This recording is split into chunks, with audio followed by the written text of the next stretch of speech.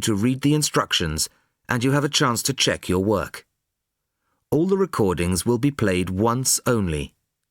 The test is in 4 sections. Section 1. You will hear Kevin Brown asking for information about renting an apartment through an agency. First, you have some time to look at questions 1 to 5.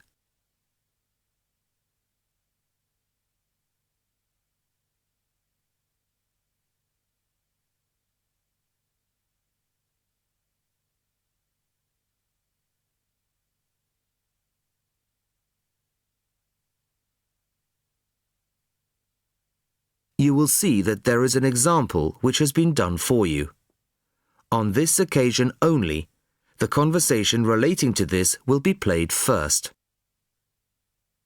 Good afternoon. How can I help you? Hello, my name's Kevin Brown. I saw your advertisement in today's local paper, apartments to let in all areas of the city. Yes, Mr. Brown. We currently have several properties available. What part of the city were you thinking of? Well, city centre ideally. Kevin says that he is interested in the city centre, so city centre is the answer. Now the test will begin. You should answer the questions as you listen, as you will not hear the recording a second time. Listen carefully to the first part of the conversation and answer questions 1 to 5. Good afternoon. How can I help you? Hello, my name's Kevin Brown. I saw your advertisement in today's local paper, apartments to let in all areas of the city. Yes, Mr. Brown. We currently have several properties available. What part of the city were you thinking of? Well, city centre ideally. OK. And what price range are you interested in? I don't really know. What have you got? Well, prices start at £400 a month, going up to £1,000 a month. OK. And what's the difference? What does the price depend on? Well, the number of bedrooms mainly. The cheaper apartments have 1 bedroom, while the most expensive have 3 or 4 bedrooms. OK. 2 bedrooms would be nice. So I'll say 2 bedrooms up to £600 a month.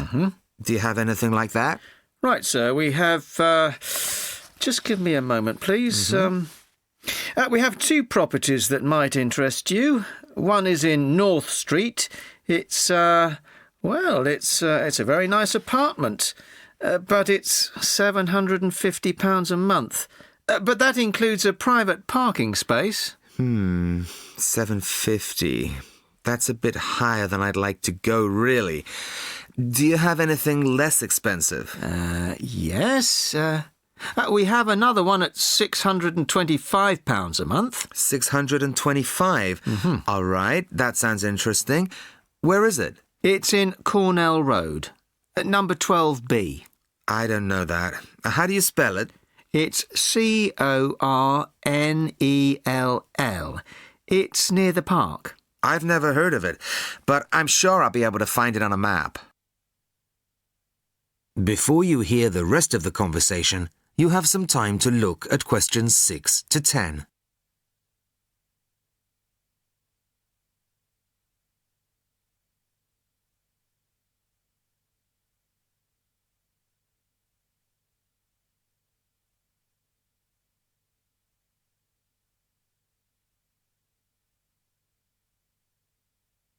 Now listen and answer questions 6 to 10. So, would you like to see the apartment, sir? Yes, I would. I'd like to rent somewhere fairly soon. Would tomorrow be possible? Sorry, I'm afraid nobody is available all day tomorrow. It's quite a busy time of year for us. I see. But if you're free later today, you could see it at 5:15. Sure, no problem. I could manage that. OK. So that'll be 5:15 with my colleague Jason. He'll meet you at the apartment. That's fine. And one more thing. What do I need to provide to rent an apartment with you? What documents, that kind of thing?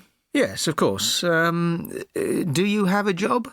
Yes, I work in a travel agency.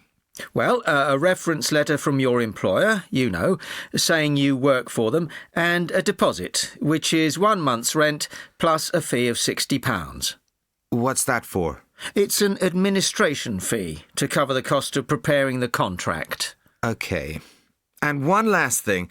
When would this apartment be available? It's empty now, so you could move in as soon as the contract was signed. That's great.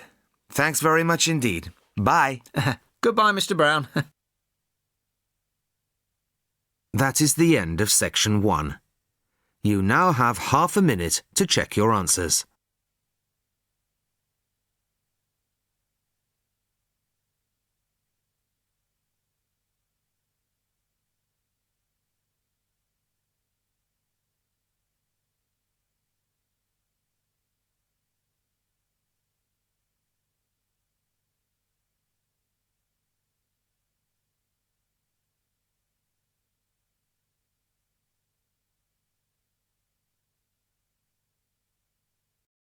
Describing plans to redevelop part of the seafront of a coastal town. First, you have some time to look at questions 11 to 15.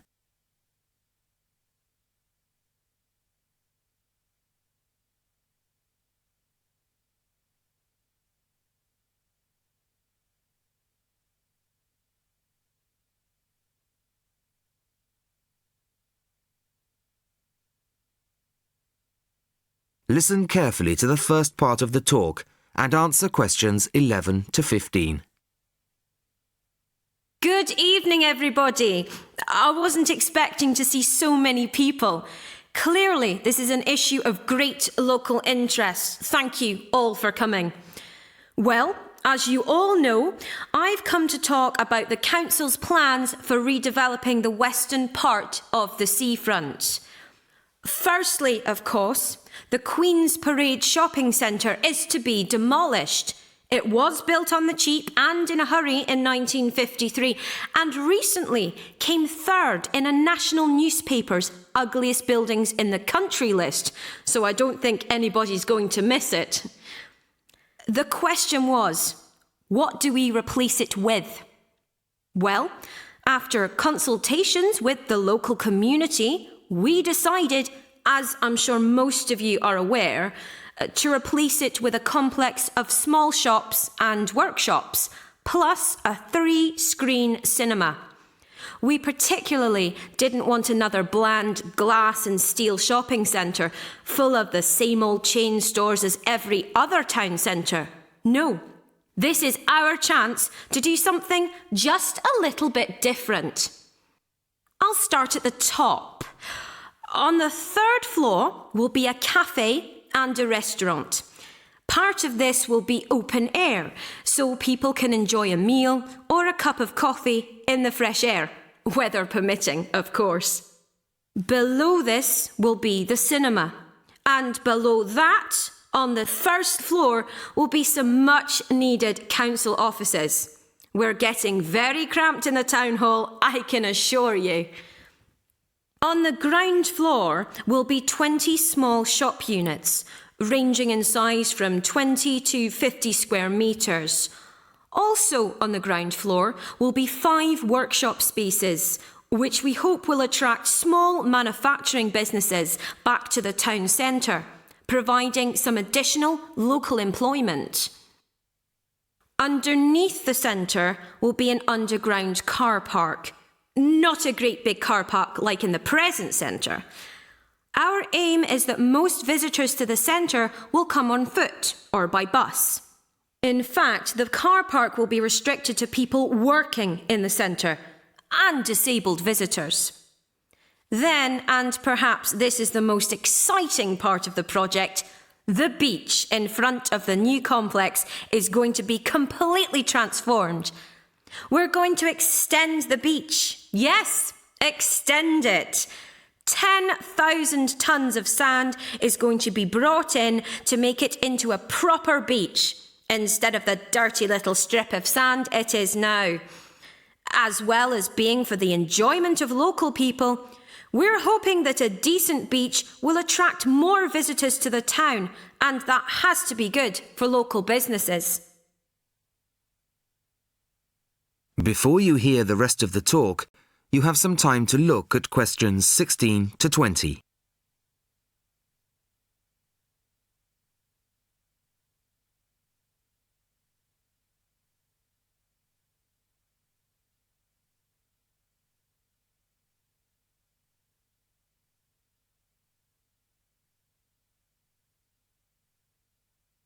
Now listen and answer questions 16 to 20. Now I must emphasise that these plans have not yet been finalised. That's what this meeting is about. Of course, it's vital with a project like this that we have the support of local people.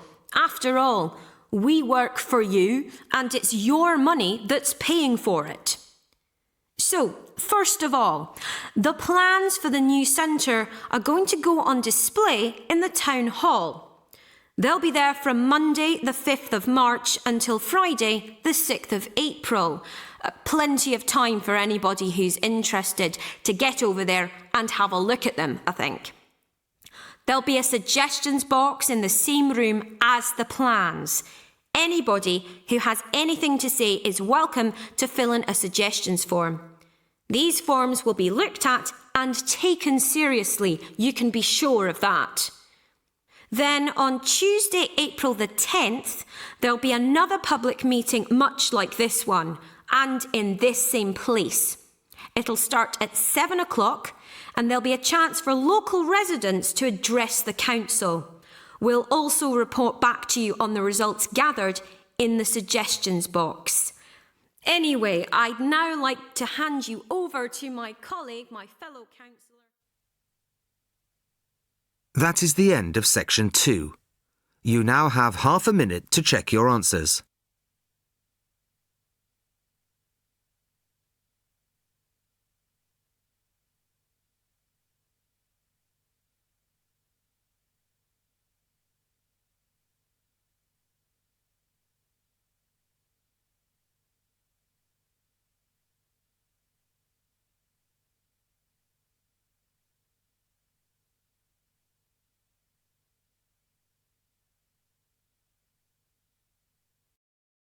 Surya is a student at university.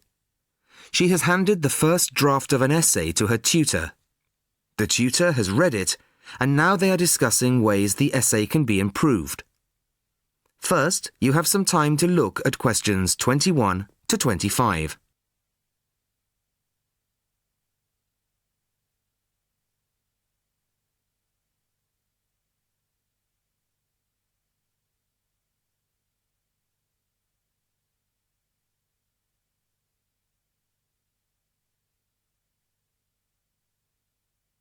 Listen carefully to the first part of the conversation and answer questions 21 to 25.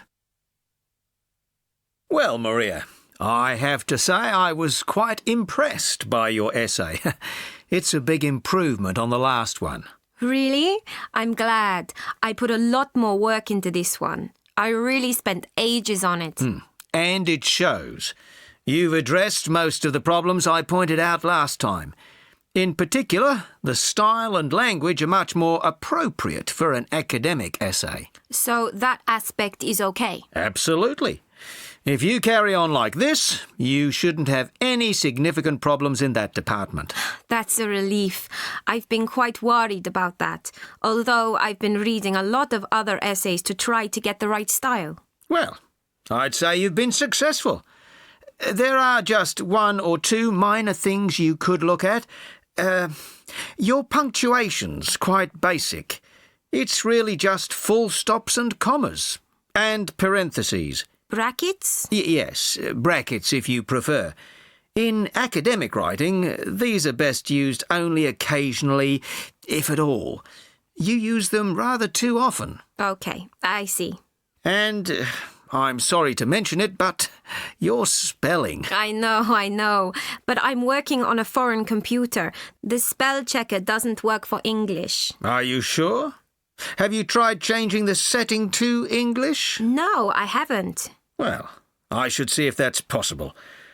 I haven't marked you down this time, but, well, some of my colleagues are a bit old-fashioned about spelling. I'd try to get that sorted out if I were you. Okay, I understand. I'll try to change the setting. Before you hear the rest of the conversation, you have some time to look at questions 26 to 30.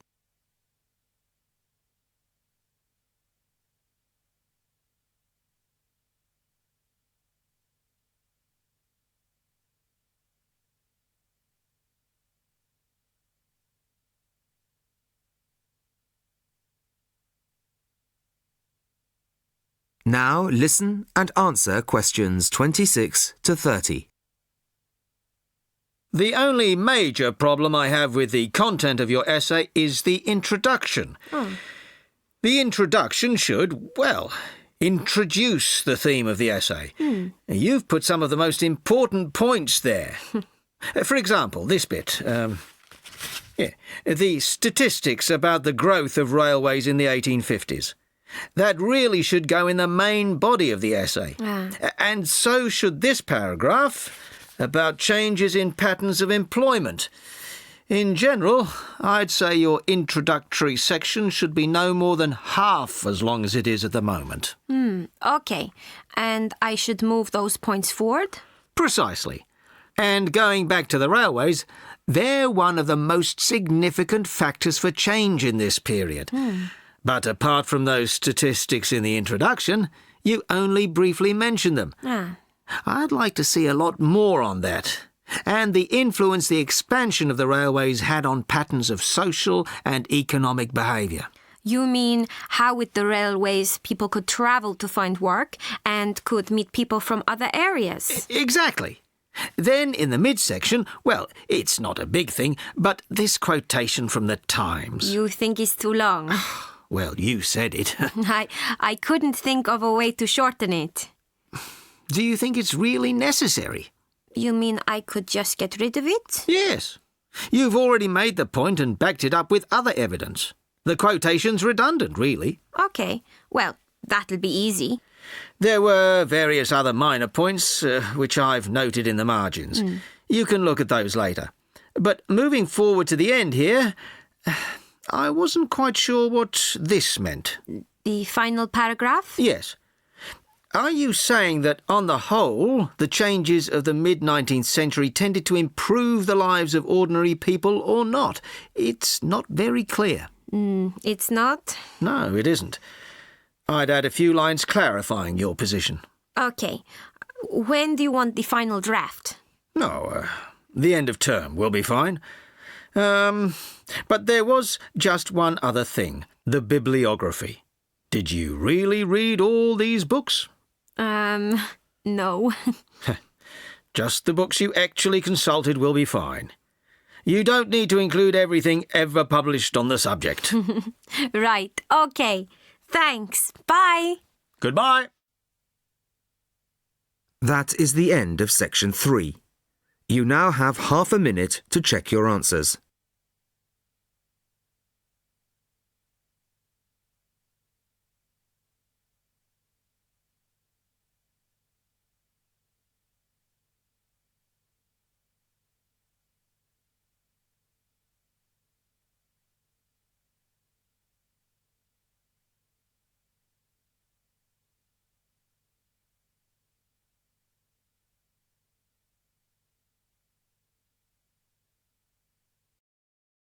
You will hear a talk about stray cats. First, you have some time to look at questions 31 to 40.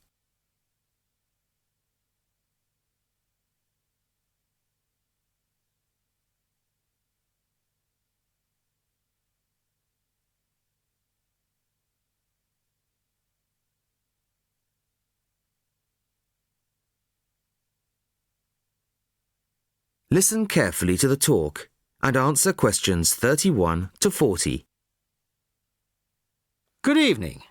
I'd like to introduce Laura Donswell of the Feral Cat Association. Laura has just returned from spending 3 months in Italy, where she has been working with local organisations to improve conditions for some of the estimated 1.5 million ownerless cats currently thought to be at large there. Thank you very much. The principal problem regarding this issue is much the same in Italy as it is in other countries. Public awareness. The general public have become so used to the sight of ownerless cats in poor condition wandering their streets that they simply don't recognise it as a problem. While some will put out scraps of food, the majority see feral cats in much the same light as, say, seagulls, a form of local wildlife which is of no particular concern to or responsibility of the human population. Of course, there are plenty of individuals who do take responsibility for cats in their areas, providing appropriate food, emergency veterinary treatment, and perhaps indoor shelter.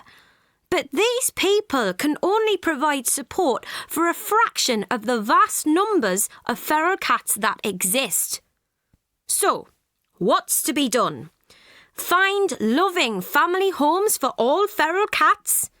Well, that would be wonderful, of course, but unlikely to happen anytime soon. The two main focuses of our work are sterilisation and education. Sterilisation is usually only performed on female animals. It may seem a drastic intervention, but it benefits both the sterilised cats who will not have to suffer the health consequences of endless pregnancies and also the feral cat population as a whole, as controlling numbers reduces competition for whatever slender resources of food may exist. Animals to be neutered are captured and sedated at the point of capture to minimise their stress and discomfort. They are then taken to a temporary centre set up by a local organisation, and the operations are carried out under anaesthetic by trained veterinary surgeons, all of whom kindly donate their time. Now, while domestic cats can recuperate in the comfort of their owners' homes, feral cats have no such luxury. They are kept at the centre for around 24 hours, then returned to the locality from which they came. Dissolving stitches are used, and each cat that has been operated on has the tip of one ear clipped, a sign that the animal has already been neutered. A few animals have been electronically tagged and their progress monitored. In general, it has been found that neutering does not diminish an animal's chances of survival. On the contrary, the evidence suggests that sterilised females have a significantly improved chance of remaining in adequate health. The other focus of our work is, as I said, education, publicising the issue and raising awareness. Our current poster campaign is a translation of the widely used slogan, "A kitten is not just for Christmas." At present, resources are rather limited, but funds permitting, a campaign of radio advertisements is planned, perhaps in the run-up to next Christmas, reminding people that families may quickly become bored with the responsibility of owning a domestic animal. Last year, we used newspaper ads featuring pictures of emaciated strays and highlighting the fact that abandoning an animal simply transfers your problem to somebody else. Which leads me on to the final point I'd like to make. Organisations such as ours are sometimes depicted as being mainly for sentimental animal lovers. Well, I make no apology for that, but our work has a wider importance than the welfare of cats. Ownerless cats tend to quickly fall into ill health and can become a health hazard in various ways, including the spreading of disease and parasites. Children can be especially vulnerable to this, as they are more likely to handle an infected or infested animal. Thank you very much, Laura. That is the end of section 4. You now have half a minute to check your answers.